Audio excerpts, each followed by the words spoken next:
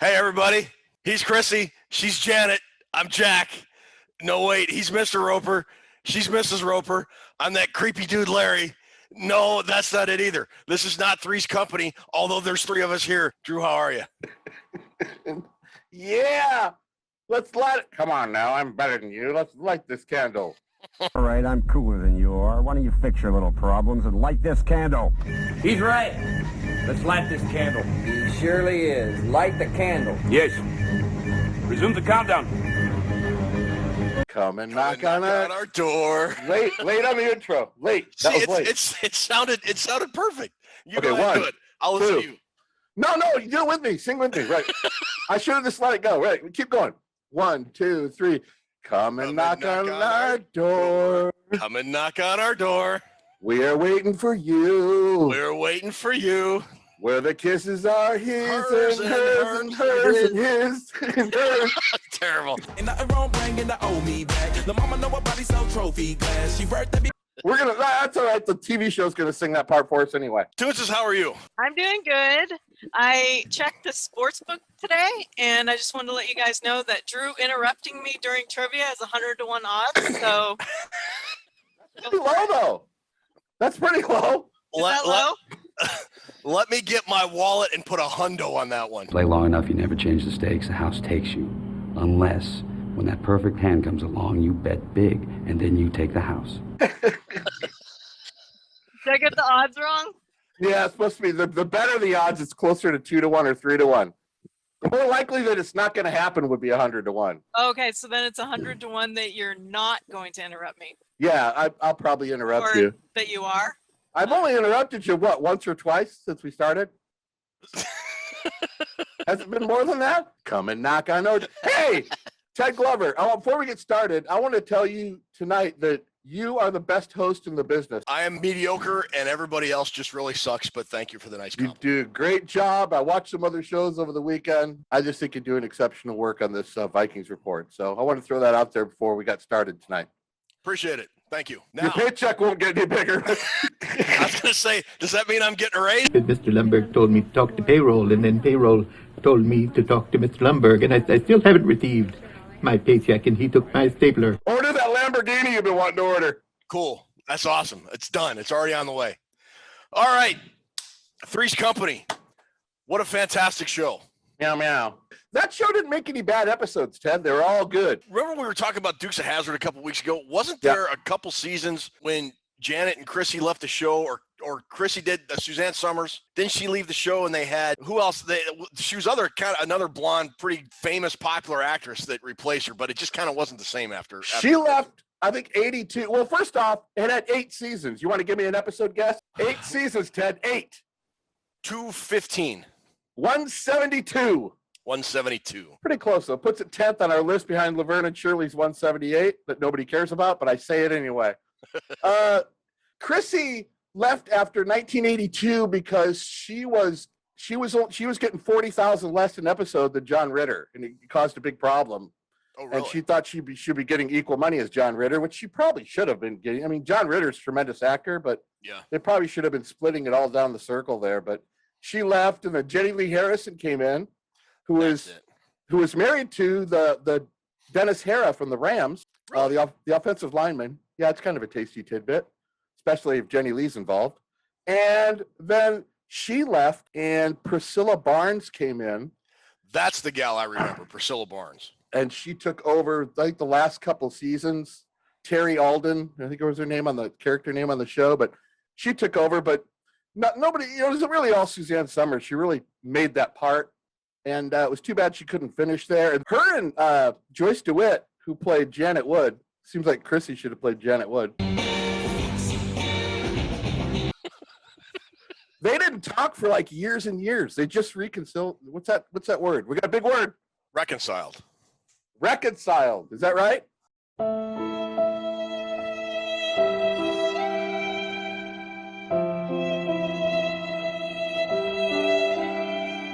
Yes. There we go. That's our big word of the night, reconciled. And Joyce DeWitt left and went off and moved up to the mountains and didn't do any more acting at all after that. Yeah, that's what I thought. She left television and the movies completely after that show, didn't she? Yeah. Great casting and what great actors they had on that show with the Ropers, man. That show was great. That show was funny. It's a show you can just turn on and watch 4 or 5 episodes and not even notice you watch 4 or 5 episodes. And it was controversial at the time because a single guy living with 2 single women was fairly taboo. So if everybody remembers, that's why they had to pretend that John Ritter, Jack, the character he played, was gay. Right. So they could kind of continue to do that thing. Trying to trick Mr. Roper and all that stuff. It was hysterical. That worked a lot of angles for funny lines, though, for funny one line, especially for Mr. Roper. And then the Ropers have that bad marriage thing going back and forth where they ripped on each other. The Ropers, they ended up getting a sitcom themselves. Mm-hmm. They got a spinoff of that show. They did. Which was great show. I had what was a bar they used to drink at, Ted? Come on. The Regal Beagle. Can we get a bam on that? That's gold star. Look at your star, Ted. I was gonna say that the Regal Beagle was probably the best named fictional bar in my childhood. There has to be now a real Regal Beagle, doesn't there? I would think so. Yeah. Somebody somewhere in Santa Monica. You would think.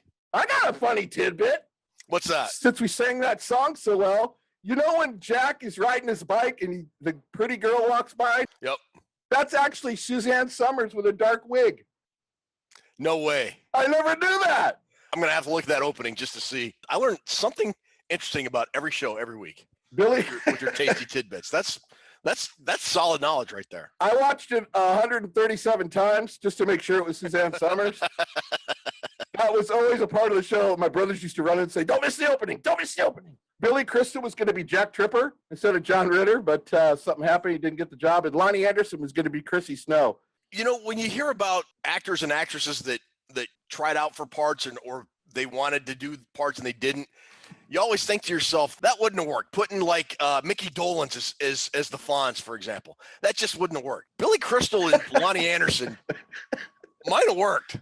Yeah, I thought about both of them too, thinking Billy Crystal probably could have been Jack Ritter. He's kind of a funny Jack Ritter. John Ritter. Jack Tripper. Jack Tripper, yeah. It's all mixed up. Ritter was perfect for that because he was kind of like that slapstick silly comedy where you fall down and hit your head on the table or something. He was really good at that stuff. Yeah. And the facial motions he used to make when, like, Chrissy'd be working out in front of him, he'd be like, have these... I don't know, he was always, he's always trying to work that angle with the chicks all the time. It was just a great show. I don't know if anybody's watching that sitcom special that CNN's running. The first one was on yesterday, and they went through a bunch of old shows, a bunch of them that we've done. They don't make them like that anymore, Ted. No, they don't. They had a lot of the shows that we've covered with the same kind of information. It was kind of cool. See, we're setting the standard. We are setting the standard for American television. I don't want to be affiliated with CNN. Come on, bro. On YouTube. That's not a TV station. Come and knock on the door. All right. For you. Yeah. Three's Company. Great show. Drew, last week we started a contest, the over-under contest. Why don't you walk us through the over-under? The over-under. Vikings report over-under extravaganza. Nerd alert! We are running a contest.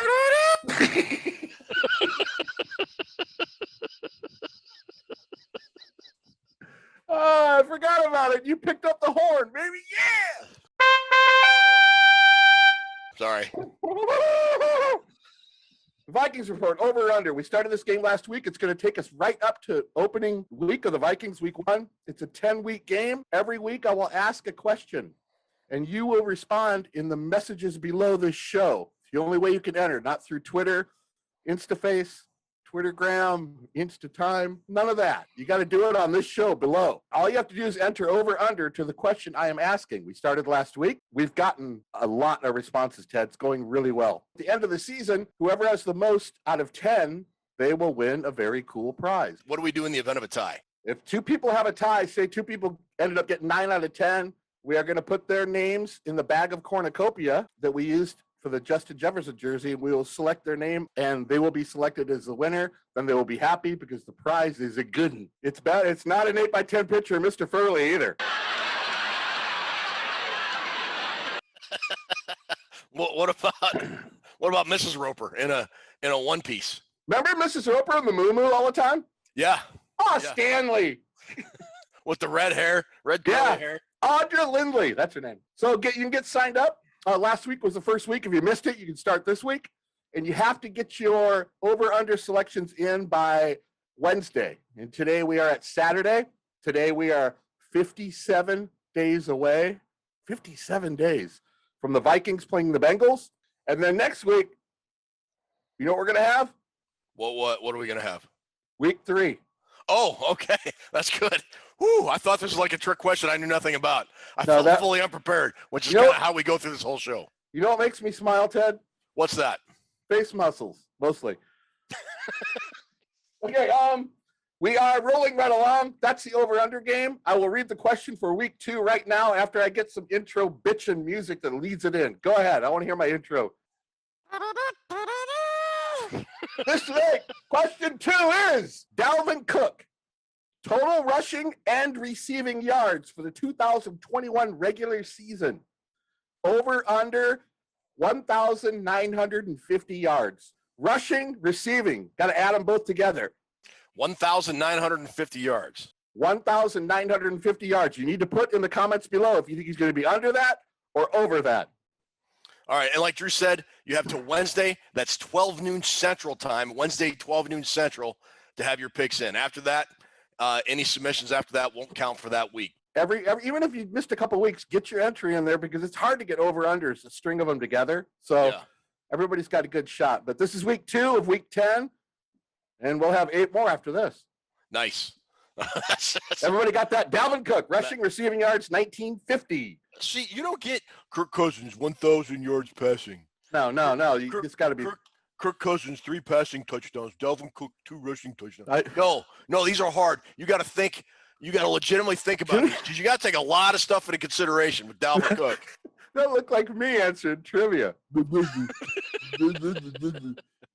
That's your over-under for the week. What's your vote on that? How would you vote over-under on that? Oh, we can't win the prize, by the way. Let's announce that to people. That would probably seem a little sketchy.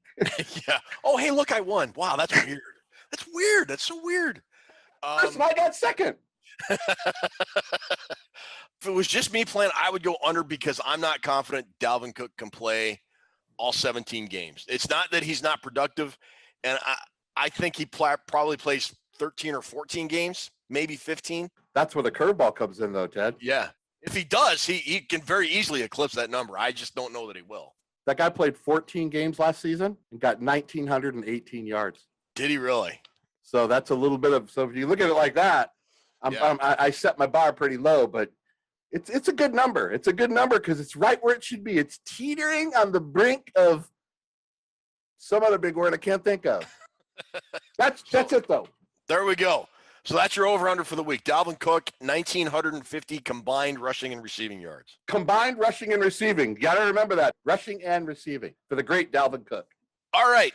So for this week, our player tribute / jersey tribute, we haven't really gone back into the old school Vikings. We've gone back to the Purple People Eaters era. We've talked great players from the 80s and 90s, but we haven't really gone back in the Wayback Machine to a time.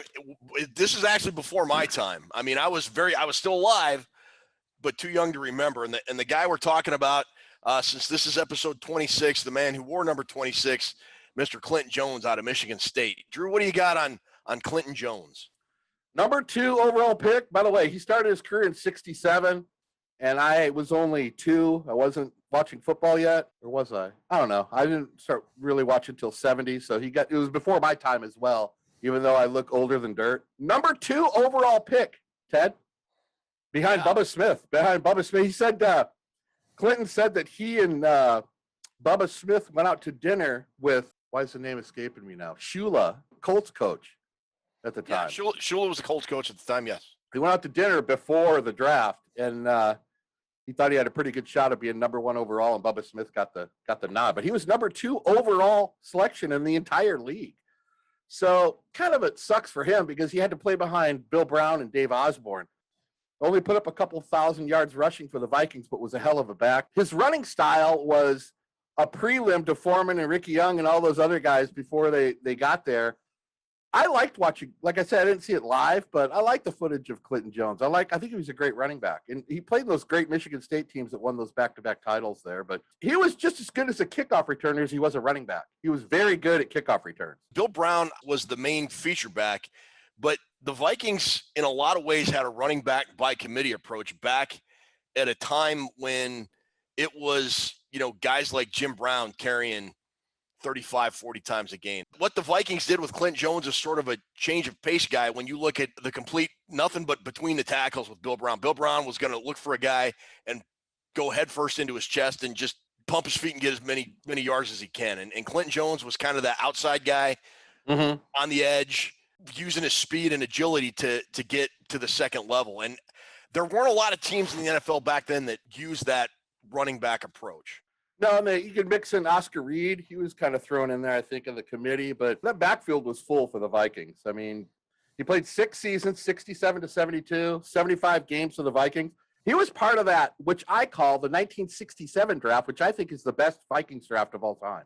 That was the year they had 3 first-rounders. They took Clint Jones, number 2 overall, and then they took Gene Washington, I think, number 8 overall, and then Alan Page. Yep. At 15 overall. And then they ended up getting Bob Grimm. They got Bob Grimm. They got John Beasley. They got Bobby Bryant in that draft. I mean, come on. Yeah. That was a really, really good draft for them. He came in right away. And I think when you're the number 2 overall pick, people end up thinking you got to get 2,000 yards every year and you got to live up to the tall standards of the NFL. But he was no slouch. I mean, in 1969, he had the longest run for a running back from scrimmage in that 69 year of 80 yards. And then let's not forget, in 1970, he was second in rushing touchdowns in the entire league. Yeah, I think if they'd have made him a feature back like so many guys were back then, I think he would have been a 1,000-yard guy. He had 9 TDs in 1970, only 2 behind the great MacArthur Lane, who played for St. Louis Cardinals. He had 11, but he left his mark at what he did. I think he probably could have played longer. He went to the Chargers for his last year, but back in 67, when they took the 3 guys in the first round, Bud Grant, Clinton Jones said this, Bud Grant really went out on a limb because 3 African-American players in the first round really showed that you don't care what the system says. Clinton Jones always remembered that, and he always spoke highly of Bud Grant for doing that. And, you mentioned Bubba Smith and Clinton Jones going 1-2 out of Michigan State. Michigan State had 4 guys in the top 8 drafted that year. They also had Gene Washington, and then linebacker George Webster. So Bubba Smith went 1, Clinton Jones went 2, George Webster went 5, and Gene Washington went 8. I did not know that. That is a tasty tidbit. Kind of almost hesitated to mention it because, Michigan State and Michigan are such big rivals, but that was probably the high water mark for Sparty football. What, back-to-back national titles? I know they'd won at least one. They won 66 and 67. I think they won back-to-back. I know that, but I think it was those 2 years. He was 6th in the Heisman running, Clinton Jones. Yeah. And I mean, you look back, Michigan State had some hellaciously good football teams back then. And, that's borne out by the way the guys were drafted in the NFL back then. So, yeah. Clinton Jones, he doesn't really get a whole lot of mention from Vikings fans, and I think it's just because he was, for number 2 guy, a lot of people think he's a disappointment, but he played in the role that he was asked to play, and he did a very good job at it. That arm slap for you, an arm slap for Clint Jones. That's very true. He did what he was asked to do. I got all of his football cards. I don't collect cards of slouches. Do I, Ted? I don't think so. No. Ted, have I ever mentioned to you a slouch collection?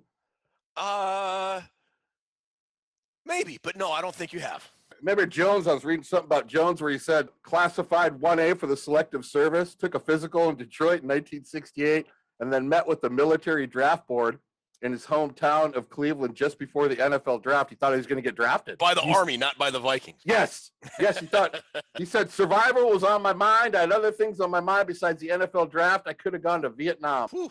Still has that card today. His that draft card? Does he really? Yes, Wow. He does. I've got a picture of him with his draft card. There it is. No Ron Perlman cat today, but we do have a picture of Clint Jones. Clint Jones, man, I'm glad we got to do a shout out of him today. Matter of fact, I am going to try to get a hold of him after the show. He was going to be here, but he had to have some alumni dinner thing, and he said, I'm sorry, I can't make it tonight, or he was going to be here. But Clint Jones all the way, 26. And one last thing, if there's a really good documentary out on Big Ten Network, you might be able to find it on DVR. It's called On the Banks of the Red Cedar. It's about Gene Washington, but also the amount of African-American players that went north and prove themselves in a still segregated America and really help change the perception of the African-American athlete in the 60s. And Clinton Jones was right there with Bubba Smith and Gene Washington. It's a great documentary made by Gene Washington's daughter. Just great program. All right, so Clinton Jones, our player tribute and look at this week. So congratulations, Clint. Really good player for the Vikings, back in an area that I unfortunately don't remember because it was before my time. But something that is not before our time, it's coming up in just a few weeks. Minnesota Vikings 2021 training camp, Drew Bunting. Yes, it is. It's pretty close. Now, where are we at? 27th is what we're trying to get to, right? July 27th. So we are, just a couple weeks out. I can't do math. We're close. We're getting close. We're close and getting closer. Were you hanging out the Regal Beagle today? You can't figure the math out? Amen, brother. Good man. Good man. So the last few shows, we've kind of been doing draft profiles and training camp battles. We've done tight end. We've done wide receiver 3 position. Tonight, we're going to focus on defensive end. And I think now that Danielle Hunter's contract status has been resolved, we can pencil him in at one of the starting positions. But the other starting position is kind of up for grabs. A lot of people thought the Vikings might try and address it in free agency. Everson Griffin's name was one that was bandied about. A couple other free agents got mentioned, but the Vikings didn't do anything about it. So they have, if we look at their current roster, besides Danielle Hunter, they've got Jordan Brailford, Jalen, the disappointment Holmes, Patrick Jones II, Hercules Mataafa, Janarius Robinson, Stephen Weatherly, who returns to the Vikings after a couple-year stint in Carolina, I believe it was, Kenny Willekes, and DJ Wanham. There's a wide-open competition for defensive end outside of Danielle Hunter, I think, this year. Maybe I'm off, but I just think there's a lot of positions to be had here. This is the 4th time you've said that since we started these draft breakdowns of the positions. It's always open. After the starters, it's always really wide open. You say it every week, which means depth is certainly going to be a concern. But yeah, with Hunter, who's going to play opposite him, Ted? I mean, I think they brought Weatherly back for the experience, but he's not a game changer. I don't think so. Jalen Holmes. I mean, I think Larry Holmes had more sacks, didn't he? Well, I think Larry got it right there. That should be the start of something big. Jalen Holmes, being an Ohio State fan that I am, I was really excited when the Vikings drafted him a couple years ago. I thought he was going to be one of those solid rotational guys, and he's just never really developed. So I don't think his roster spot is secure. I would think Weatherly's would be because, he's one of the free agents they signed. He'll be on the team. Last year when the Vikings broke camp, they had 11 defensive linemen, 6 defensive ends. So if you want to say Hunter and Weatherly are locks, that means there's still 4 guys or 4 positions and 7 dudes. 7 guys for 4 spots. Yeah, it is pretty wide open. And there's really nobody that stands out other than Hunter and possibly Weatherly. And I only give Weatherly the nod because he's a vet and he's been with the Vikings before. He and Hunter are the only 2 I think that are got it locked in. Lock it up, championship. We drafted 2, which I was really happy that Spielman took 2 defensive ends in the draft because I think it was a position that we sorely needed to have some attention at. Brailford was no slouch when he got his time in at the end of the year doing mop-up time. I think the Rook Dog's got especially a good shot at it this year. Willekes is going to make it. You think so? Yeah, I think he'll make it. I think he just that first year getting acclimated to the program. I've seen a lot of Willekes play at Michigan State, a lot of his games. Because, it's Big Ten. We see a lot of teams other than Michigan, Ohio State, which it wasn't a first down, but that's beyond the point that you see. Spot was good. I mean, 5 years on, and the spot was still good. So Toots, can I get that picture? Can we put the picture up? Okay, there you go. You see the line for the first down. Clearly passed it. Look at the picture, Ted. That's clearly past it. That's clearly past it. Look at it. Here, let me put up this next picture where it shows Curtis Samuel crossing the goal line in overtime. Which never would have happened if they didn't get the spot. Touchdown, Buckeyes. Oh. Toots has shut him down. Okay, if you think that's the first down, I guess we'll just go with that. No, I think they both got an equal shot at being the starter over there. Janarius Robinson is an interesting case. He might be the most interesting guy on our draft board. Hunter, Weatherly, I think both the rookies make it. Do you really? I know that's I should probably only pick one, Patrick Jones or Janarius Robinson, and then Willekes. You don't think Hercules Mataafa is gonna make the 53.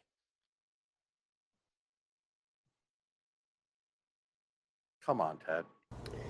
My disappointment is immeasurable, and my day is ruined. I thought you froze up there for a second.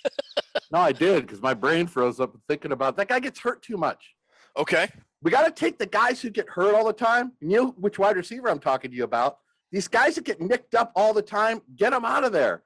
Dalvin Cook is one thing, because if he may have an injury history, but look what he does when he plays. Yeah. These guys that get hurt all the time. What about that Kentrell Brothers? That guy was on injured reserve for 16 years.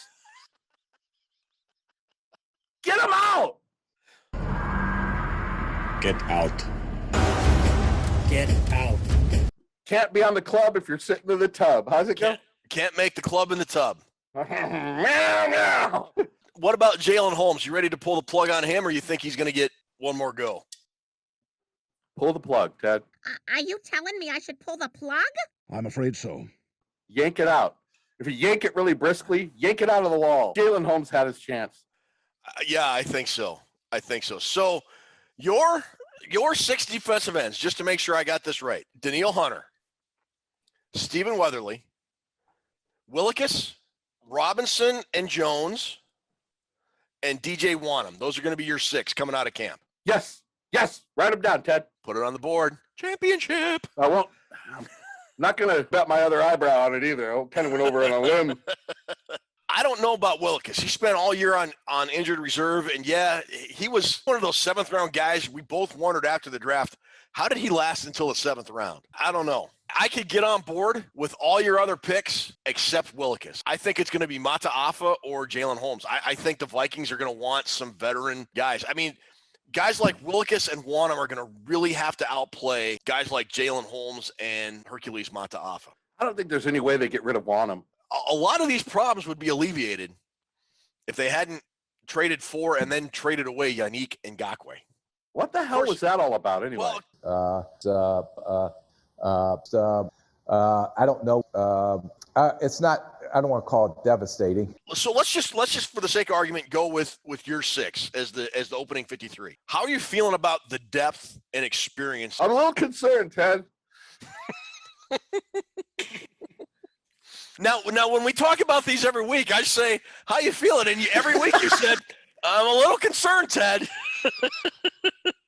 I am, dude. I'm concerned about if the Vikings have 4 or 5 injuries, this whole season's going to swirl down the crapper. Yeah, I agree. Somebody's going to have to step up and play that, and not just play the right defensive end, but play it well. The Vikings, if they can get one of these guys to step up, they can have one of the most dominant defensive lines in the league. Going from one of the weakest defensive lines in the league. It might be the committee thing. It might be shuffling in 3 or 4 guys per game to get it done. But I really think by midseason, Patrick Jones or Janarius Robinson will be a starter there. I do. Here's my 6. I've got Hunter and Weatherly like you do. I think Patrick Jones, Mataafa, Holmes, and DJ Wanham are going to be the other 6. I think the Vikings are going to look at that room right now with the complete lack of experience, and they're going to want maybe not both Mataafa and Holmes. And if I had to only pick one, I would pick Mataafa, and maybe if I'm going to kick out Holmes, I'm probably going to throw in Robinson, the rookie. What about Ted kicking out the Ohio State guy? Holy moly. I think Holmes kind of got hosed by the Vikings when he got drafted because they converted him to defensive tackle, and he'd never played defensive tackle before. So he wasn't very good, and they never really gave him a chance to develop. And so because they moved him back to defensive end the second year, and he just really has never taken that next step. It's promising, but at the same time, it's worrisome. Would you agree with that? Yes, that's a good way to look at it. One of those big storylines that by week 3, probably about week 2 or week 3, if we're still on the air, we're probably going to be saying, you'll be saying, Drew, it looks like we fixed it, or this doesn't look very good. We'll know by about the first 3 weeks what kind of swag they're bringing out there at defensive end. Yeah, I think so too. And that kind of goes into our rookie profile for this week. Defensive end, Janarius Robinson, 5th-round kid, 134 overall out of Florida State. Man, it feels great, to start this new journey and this new chapter in my life, here at the Minnesota Vikings. And, I'm just, grateful to be here and ready to take advantage of all the opportunities that I got. Of course, since I got here last Wednesday to start rookie minicamp, I was just taking it all in and being that sponge and, understanding that I'm here for a specific reason and, I can't wait to get to work with all the guys. It changes my mindset by understanding the grind, coach is holding us to a high standard, I'm ready to achieve that standard and, me and all the guys, all the rookies, we're ready to come in and go to work and, push for that standard that coach has set out for us. What did you like about him coming out of the draft, Drew? How do you not be excited for somebody like Janarius Robinson? First off, Nick Saban was making 4 trips a day to that cat's house to get him to come to Alabama. He wanted him bad. Nick Saban doesn't go the extra mile for crappy players. He doesn't. But he had made prior commitments to Florida State, Janarius Robinson, and he stuck with them. He's going to end up being one of those players, Ted, that's a lot better professional player than he was a college player. Some guys are just like that. Some guys don't flash in college, but they do flash in the pros once they get coached up by professional, assistant coaches, position coaches, and they know how to bring the best out of them. This guy, superior athlete, man. He is an exciting player to watch, and I have full confidence that he'll not only make the team, but he'll be a difference maker. What do you like about his game? Well, first off, what the Vikings, I think, the power to his game is his run prowess, his run defense. That's where he really stands out. In his time at Florida State, played 34 games there. He rolled up 104 career tackles.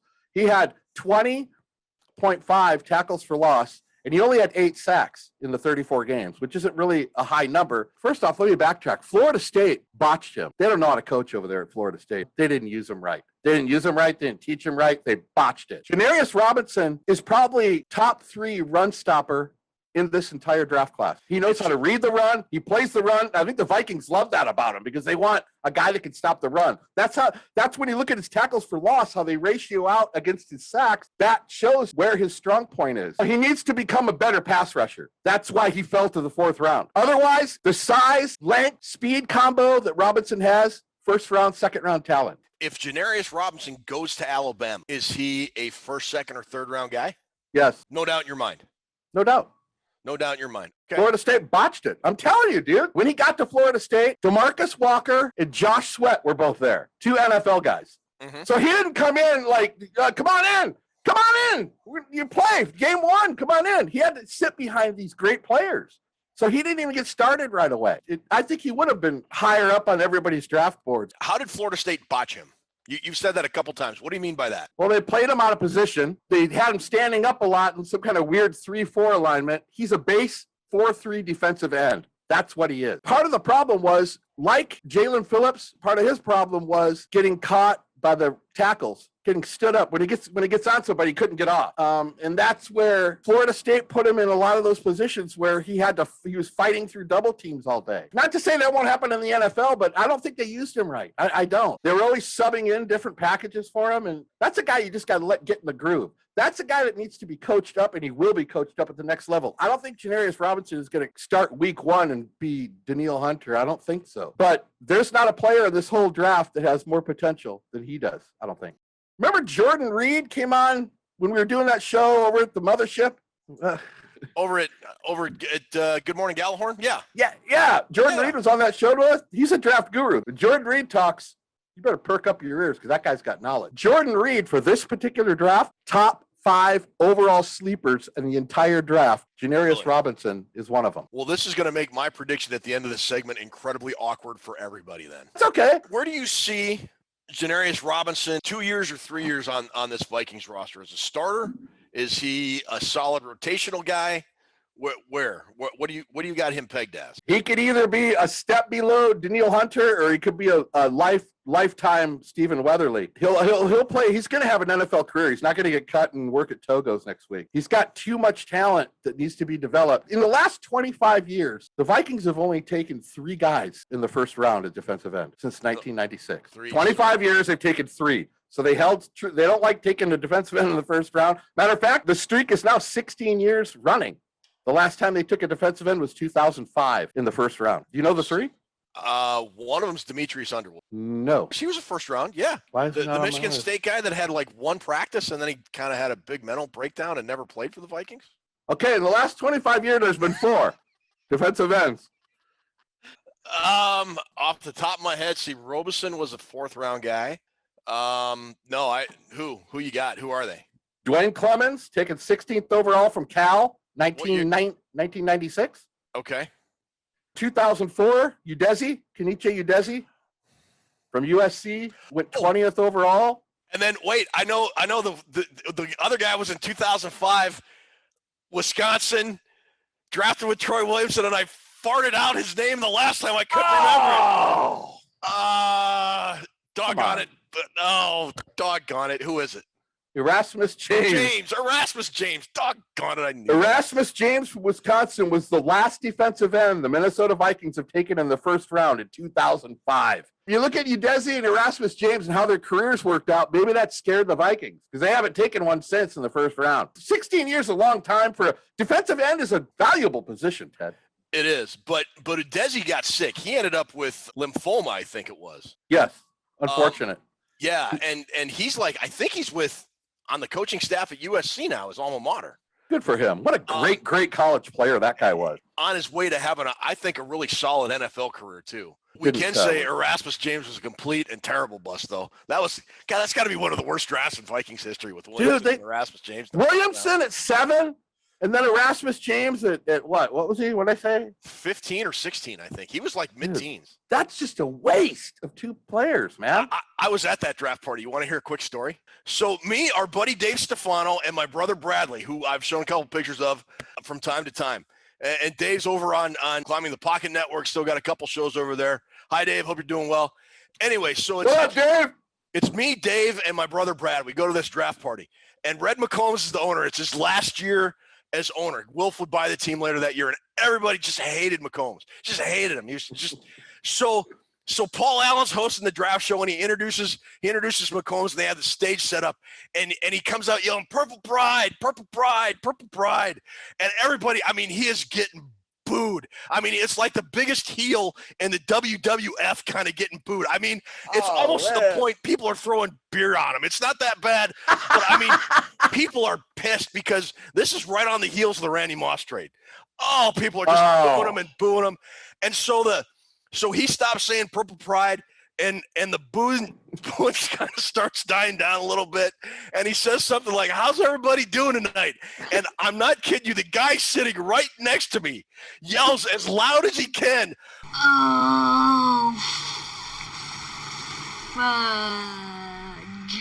"You Red!" Like the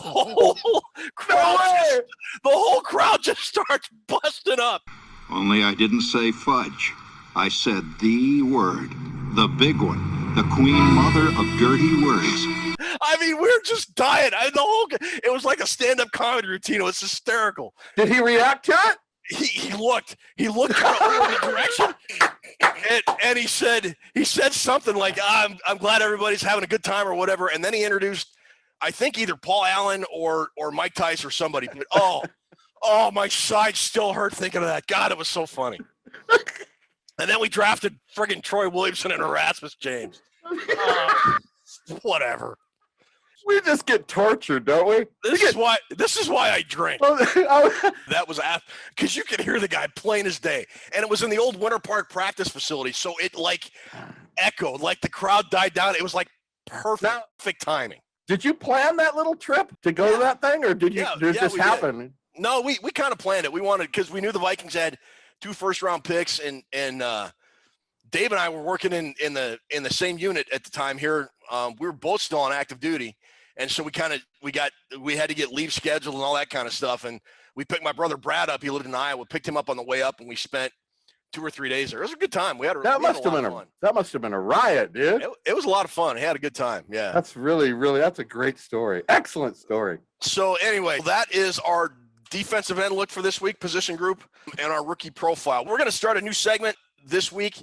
It's called Our Favorite Game, and not trivia game, but favorite Vikings game. And this was kind of a recommendation from GMAC 72 from the YouTube comments. We tell you all the time, if there's something you want to see in the show, let us know in the comments, and we'll do what we can to incorporate it. This is living proof of that. So GMAC, this is for you, baby. GMAC. 1998. What a fun year that was, up until the absolute very end. My God, one of the funnest years of my life. The Minnesota Vikings, we all know, went 15-1 that year, In December, they were on a roll. They were hanging 40 and 50 every week on people. Mm-hmm. And the Jacksonville Jaguars came to town for a Sunday night game. Mm-hmm. Thanks, Chris. Welcome to the Metrodome for tonight's huge interconference matchup. And the Jaguars were a pretty good team. They were a 10-win team that year, and the Minnesota Vikings proceeded to go hang a 50 burger on them and won by a score of 50-10.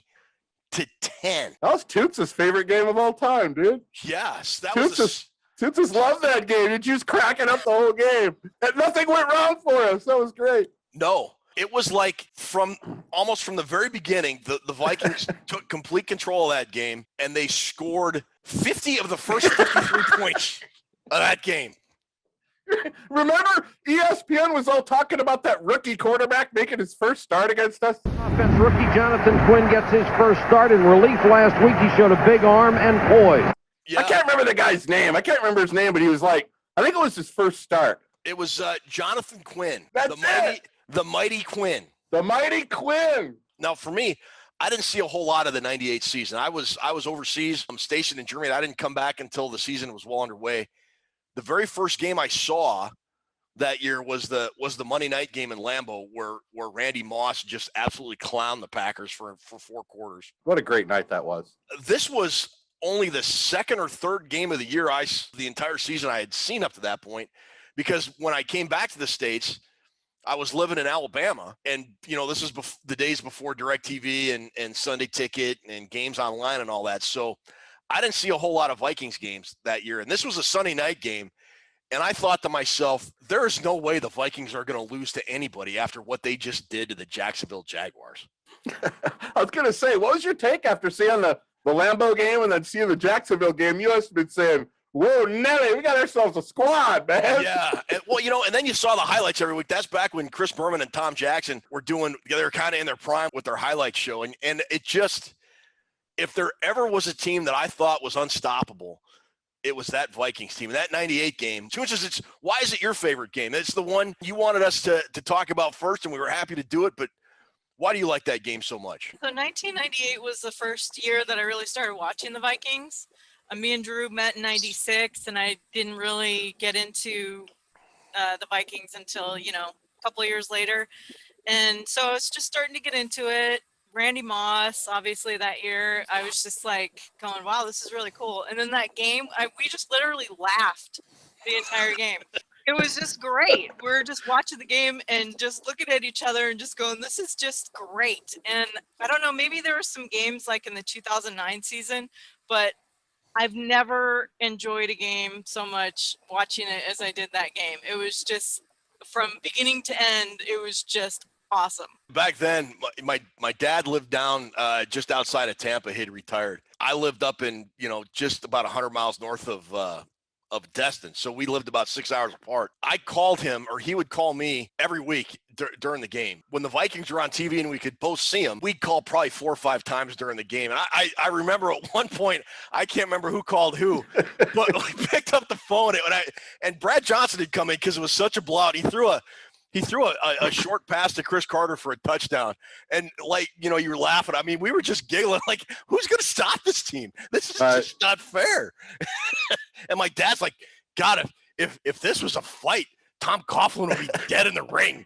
I don't really think there has been a game like that since then. Maybe not even before. Maybe before, when the old Viking with Alan Page, get a game against the Saints or something. There's only 5 good teams in the league, so we rubbed a lot of people, just killed them. I don't think since that Jacksonville game there has been a dominating game like that. I mean, we won some games by a couple touchdowns or 3 touchdowns, but nothing like that. Nothing that I witnessed like that. That was as thoroughly dominating a performance an NFL team could put on another NFL team. That was like Michigan playing a directional Michigan school, or Ohio State playing Ball State. It was one of those kind of mismatches. Jacksonville they were a 10 or 11 win team that year. They weren't the Jacksonville Jaguars of Blake Bortles. They were a good football team. The Vikings had prison sex with them all night long. What are you going to do? There's no women there.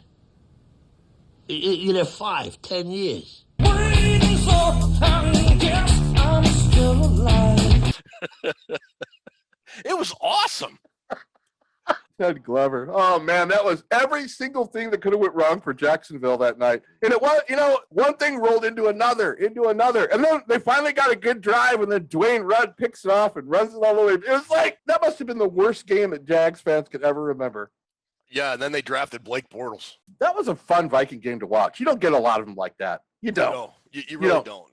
I remember when they played the Bengals in 78, so 77, mid-70s. Okay. And we were beating them we beat them pretty soundly, the Bengals, when they came to Minnesota. But that was the day Gary Burley broke Tarkenton's leg on that sack.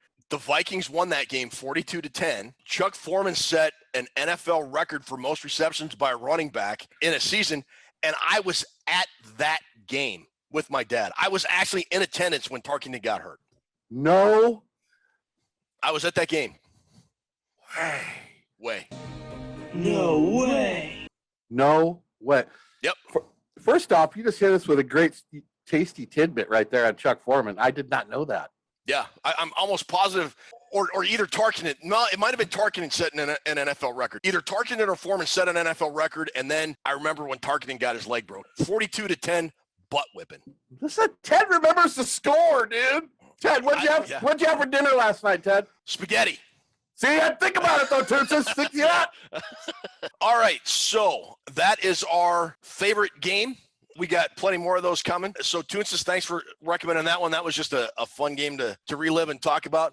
We are going to take a break. We're going to go to a commercial, and then we will come back with trivia. What kind of trivia are we doing tonight? We are doing visual Jeopardy. Visual Jeopardy. Is Suzanne Summers going to be in that? I just want to ask ahead of time.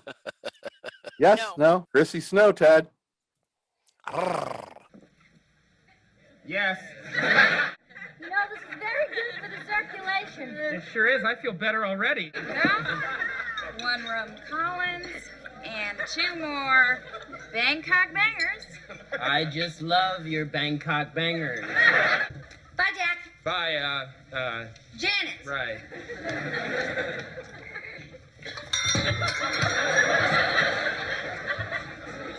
What happened? Oh, I went to sit down and I missed your seat. I mean, my seat, the chair here. Coming over at any moment to check out. We've been going together for 3 years now. 4. Charlotte, will you be my... My... Oh, my. It's a gorgeous car. What is it? It's a new Dodge Charger. A Dodge Charger 500. Dynamite. Yeah. What's that? That's the optional Hertz shifter. Elliot? Yeah. Hey, where are the headlights? They're hidden where the bumper loops around the grill. Hey, these are new high-back seats? Yeah. See how nice they fit? My name's Sheila. What's yours? Elliot? That's a cute name. Bet it really rides smooth. Huh, El? Why don't we find out? 1970 Charger 500. If you can cope with a whole new image, you could be Dodge material. All right. Welcome. I told myself today I wasn't going to do it. Oh, why do I interrupt? A second in, and it happens. Unbelievable. Half a second. Practicing all day not to do that. Sorry, Tootsis. Okay, Tootsis, I'm quiet now. All right. Welcome to Tootsis Trivia. How you guys doing? Hi, Tootsis. Hello, Tootsis. All right. Today, as you can see, we have Trivia Maker. This is a visual Jeopardy. Cool. And here are today's categories. We're going to have NCAA, iconic NFL plays, Vikings coaching staff, NFL stadiums. So all of the clues will have a picture. And all right, Drew, why don't you go ahead? I will start out with, how about, let's get right into the stadiums. Let's do it. Here we go for 100. This is the Titan Stadium. It's Nissan Stadium, I believe, isn't it? Good job, Ted. Jesus, what? Under for Ted. Let's go with NFL stadiums for 200. All right, this is the Buccaneer Stadium. Raymond James Stadium. I don't know. That is correct, Ted. Good job. That was a total guess. That's what the old stadium was called. 300 NFL stadiums. All right. This is the Panthers Stadium. Carolina Stadium. Incorrect. It's some bank. UMB Bank? I can't remember. Bank of America America. Doggone it. All right. Ted, still your turn. NFL stadium's 400. Giants Stadium. MetLife Stadium. I actually knew that one. That is correct. And then NFL stadiums for 500. 49ers Stadium. Levi Stadium. Good job, Drew. Good job, Drew. That was worth 500. All right. Vikings coaching staff for 500. Go backwards on this one. All right, so you are going to see a picture of the face of a Vikings current coach, and you just have to give the name. There we go for 500. Zimmer. Zimmer. Coca-Cola. Adam Zimmer. Good. Adam Zimmer. All right, Ted, the board is yours. Vikings coaching staff for 100. Good job, Ted. That was good. Name the coach. Mr. Miyagi. I do not know that guy. I don't know his name. I don't either. That is Rick Dennison. Don't get Ted started on Rick Dennison, man. He wants to see some more production out of that O-line. Come on. Vikings coaching staff for 200. All right. Name the coach. Kevin James. Oj Fazio. That is Brian Ariani. That's right. Yeah, right. Yeah. The great Brian Periani. For Don't know your 300. Viking coaches, do you? All right, here we not go. their pictures, no. Name the coach. That's Hunter Patterson, isn't it? I don't think so. It Has who the is this? same name as a Steelers famous defensive player. Steelers. Green. Joe Green. That is Kennedy Palomalu. That's right. Running back coach, I think, Ted. Sure. And we'll round out this stellar category with 400. Ted and I do not know these very well. Name the coach. Freaking Catalina wine mixer. Is it? No. No. I don't I'm know. gonna Jerry Gray. Oh, he's not on the team anymore. That is Christian Jones. You guys suck at that category. We do not. We have to study up on the staff. We do not know the staff. All right, Ted. Iconic NFL plays for 100. Name Dwight the, Clark. Dwight Clark. Name the Cowboys player. Emerson Walls. Oh. Good job, Drew. Good job, Drew. Okay, 200. All right. Name the Giants player. Rodney Harrison and Tyreek Evans. Tyreek Hill. God. No. That is No, it's not Tyreek. David Tyree. It's David Tyree. Why did I say Tyreek Hill? I got it. I said David Tyree. Didn't. Okay, I didn't. 300. Name the Saints. Stephon Diggs and Peterson. No. Wasn't that his name? Williams. His last name is Williams. It is? No, it isn't. I don't think Yes, it it is. Look Williams. at the jersey. I can't see that from here. He doesn't need to know the first name, does he? Yes, Marcus. Come on, Okay, guys. 400. 400. Name the Patriots player. Malcolm Butler. Yep. All right. Good job, Drew. Good job, Drewster. Not really. I'm losing. No, Never a good job. Winning is all that matters. Winning.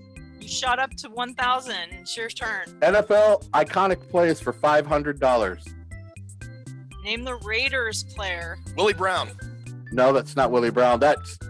I think that's Neil Cozy. That is Jimmy Warren. I hate you, Jimmy Warren. Jimmy Warren hates you too, Drew. Now pick. NCAA 100. Okay, so this category, you're going to see a helmet, and you just have to name the school. Okay. There you go. Auburn. Did you guys both say that? I had it first. Oh, no. No! I said... Oh, my God. I honestly thought I said that first. You heard I yourself? heard myself say it first. I heard myself say it first. Well, then it's all legit. Okay, so seriously, I thought only one of you said it. That's how close that one was. Okay. So All right. I don't know what to do about that one. So we'll just go to 200. Ready? Yeah. Louisville. Oh my God. How do you not hear me first on that? I don't understand that. Because you guys are both saying it at the same time. No, I had the whole Ville out before he even said Louis. No, I don't. Oh my God. I don't believe that's accurate. Oh my All right. God. This is gonna need some instant replays. All right. 300. 300. Ready? Go. Arizona State. Ted, you're not getting them. You didn't get any of those three. I got every one of those. I got them all. I'm honestly hearing me get like one word out before I hear you. Maybe it's a delay in my mic or whatever, but. And I'm Okay. seriously hearing you both say it at the same time. It's crazy. Okay. 400. Iowa. Hawkeyes. I got that one. What? That I won't even say who I heard. Oh, Jesus. Jesus, Lord. I feel like, Elizabeth, I'm coming. I heard somebody first on that one, but Iowa. That was me. I am not going to even go there. Oh, my God. This is so fixed. All right, Drew. All right, Ted. 1, 2, 3, go. USC. No. I quit. You know, seriously, we're going to have to go to review on each one of those to figure out the winner. So, everybody, we don't have a winner yet, but Tootsis will figure it out during the week. All right, I hate you both, and I might not see you next week. Dude. Thanks, Tootsis. Thanks, Tootsis, for putting the effort in for that. Dude, we rocked those college helmets, bro. Yeah, maybe there's like a delay or something, but well, it doesn't matter. It's all in good fun. So No, you go ahead and take the victory. You have. It's been a long time since you've won trivia. Go ahead. It's been a long time. It's like, what was that that cartoon with the Laugh Olympics, the really rottens, and the other team? Wait, you know what I'm talking about? Laugh Olympics. That's almost as funny as the banana splits. Remember that? Oh, geez. All Love right. that show. Thanks for everybody again joining in the conversation. Give us recommendations for TV shows, for players. Thanks, Toonses. Thanks, Liz, for the production. Thanks, Drew, for dropping all the knowledge bombs week in and week out. Thank you, everybody that subscribed. Follow us on social media. You can follow us on Twitter at ReportTed, ReportTed. If you want to follow me on Twitter, I don't know why, but I'm at Purple Buckeye. Vikings, Ohio State kind of makes sense when you think about it. We're on Facebook, Vikings Report with Drew and Ted. As far as I know, we're not on Instagram. As far as I know, we're not on any other social media platform. I don't do anything past Facebook or Twitter. That's just kind of, I'm too old to do anything else. I don't have enough time in the day. Thanks for watching. Love it that show seems to be resonating with you guys. Keep watching. We're going to keep bringing good stuff all the way through the season. Got some exciting announcements about the show coming up in the near future. We'll try to do better the next time. Drew, why don't you take us home? Thank you so much for watching. Everybody puts a ribbon on episode 26. Don't forget the over-under game. Get that in below. Put it in your comment section. Thank you, Ted, for being the best host in the business. You carry this thing. Thank you, Toonses, for putting together the awesome trivia every week. I love it. Thank you to Three's Company and all those folks over there. And another shout out to Mr. Clint Jones. Glad we had a chance to do a little profile with you tonight. We will see you next week. And everybody have a good week. Take care. Be safe. And say good night, Ted. Good night, Ted. Dun, dun, dun, dun, dun, dun, dun.